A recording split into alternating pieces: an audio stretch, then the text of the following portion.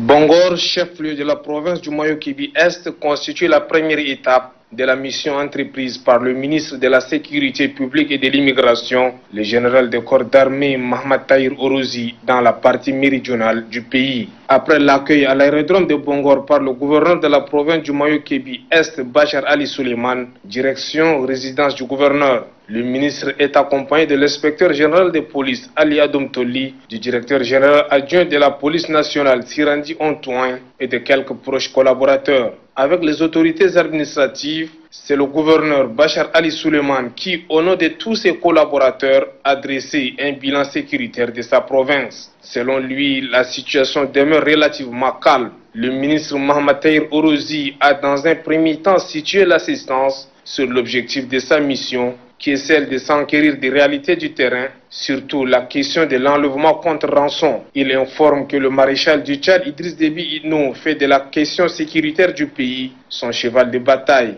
Avec les responsables sécuritaires, Mohamed Tahir Orozi a choisi les mots justes pour faire passer son message. Je n'arrive pas à comprendre que la question de l'enlèvement contre rançon puisse perdurer, s'est-il interrogé. Pour lui, seule une parfaite collaboration avec la population pourrait mettre définitivement terme à ces fléaux qui préoccupent les plus hautes autorités du pays, au premier rang le maréchal du Tchad. Sans une réelle collaboration avec la population autochtone, vos missions seront vouées à l'échec. Ici, vous avez un objectif commun. Enterrez donc vos différences au grand bonheur des citoyens, a tonné le ministre Orozi. Après cette rencontre, le patron de la sécurité publique a visité le commissariat central de police et le poste de police frontalière, une manière pour lui de mieux vivre les réalités du terrain. Après Bangor, la délégation ministérielle s'est envolée pour Pala. À son arrivée, le ministre est accueilli par le gouverneur du Moyo-Kibi-Ouest, Hassan Saline. Après le passage en revue des troupes, direction résidence du gouverneur. Là, le gouverneur informe qu'il s'est fixé comme défi la traque des brigands des grands chemins qui sèment la terreur dans sa circonscription administrative. Comme à Bangor, ici également, le chef du département en charge de la sécurité publique et de l'immigration a transmis le même message, notamment la synergie d'action et la franche collaboration avec la population civile. Quelques responsables sécuritaires ont profité pour fustiger le silence complice de la population qui ne favorise pas un travail de terrain.